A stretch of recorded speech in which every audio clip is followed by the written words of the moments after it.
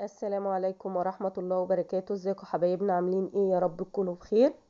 دلوقتي احنا هنعمل طريقة الفراخ المشوية والرز البسمتي.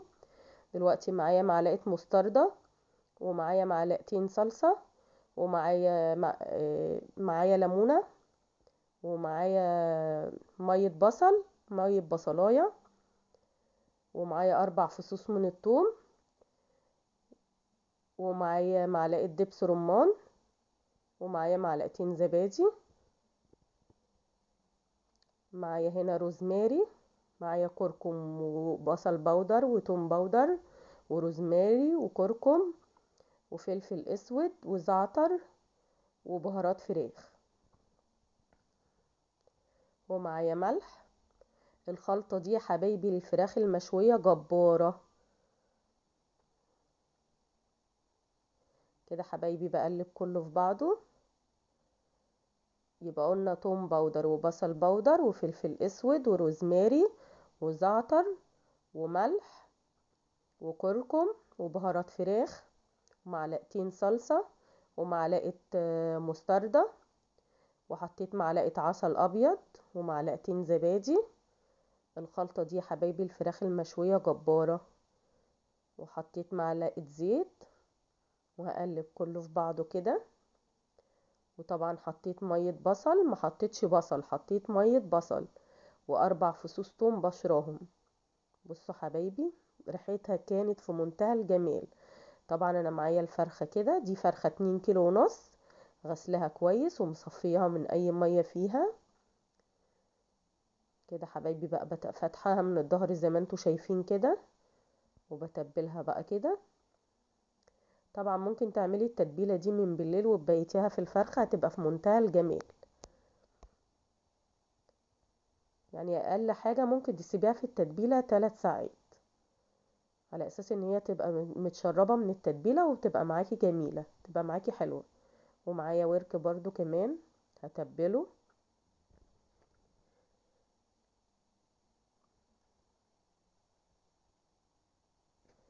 نذكر الله يا حبايبي كده ونصلي على النبي. لا اله الا الله سيدنا ونبينا محمد رسول الله. كده حبايبي انا خلاص خلصتها وسبتها 3 ساعات في التلاجة.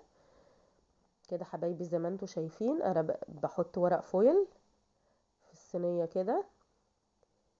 بفرش الاول ورق فويل كده، وبعد كده احط عليه ورق زبدة.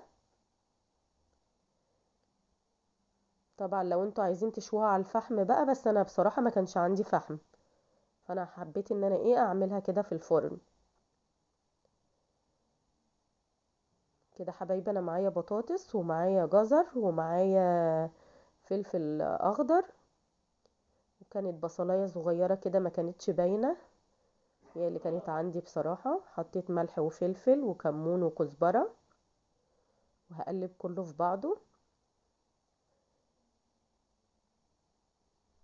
كده. حبايبي حطيت برضو معلقتين صلصة.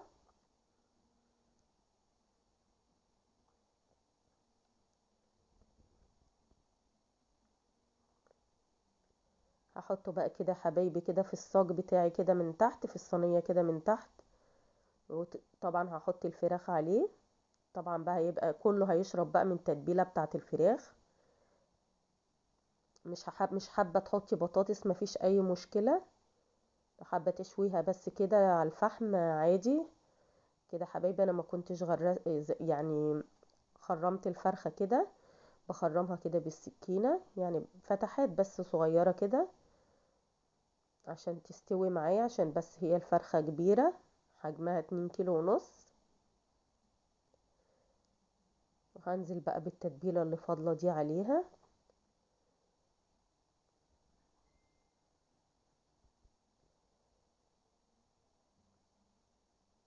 لا إله إلا الله سيدنا ونبينا محمد رسول الله.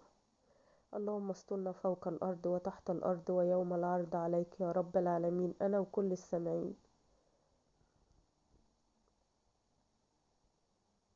كده حبايبي بقى بغطيها كده بورق الزبدة، بقفلها زي ما انتوا شايفين كده.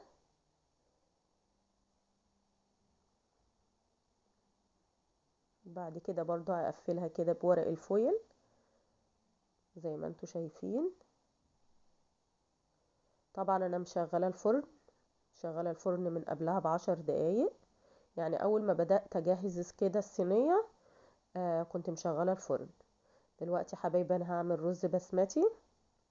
كده انا حطيت الصينية بقى في الفرن، معايا معلقة سمنة ومعايا برضو معلقتين زيت. ودي يا حبايبي البصلايه اللي انا كنت واخده الميه بتاعتها للفراخ للتتبيله. هديها تشويحه كده.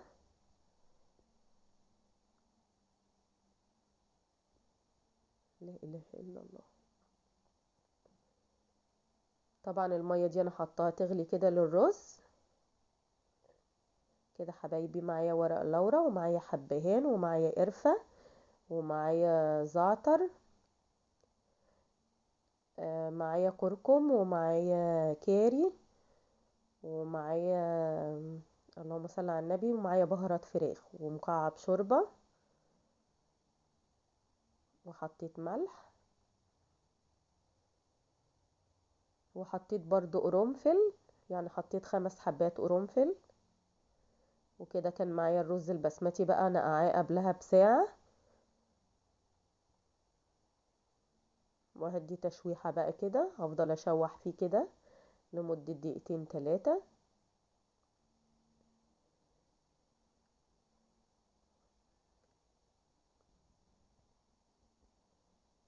بعد كده هنزل عليه بالمية السخنة. معلش حبايبي عشان انا عندي برد وصوتي تعبني، ربنا يشفي كل عين وكل مريض يا رب. ما تنسونيش يا حبايبي في اللايك، واللي مش مشترك ياريت ينورني كده ويشترك في القناة. كده حبايبي زودته كده زي ما انتوا شايفين.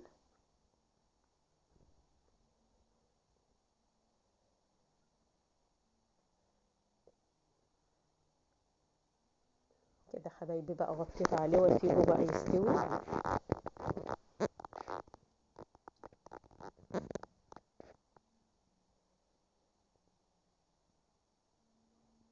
كده حبايبي بقى بديله تقليبة كده وهوطي عليه.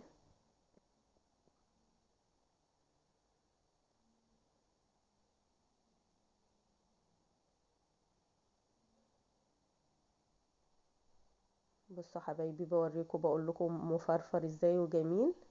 يا ريت طريقتي تكون عجبتكم.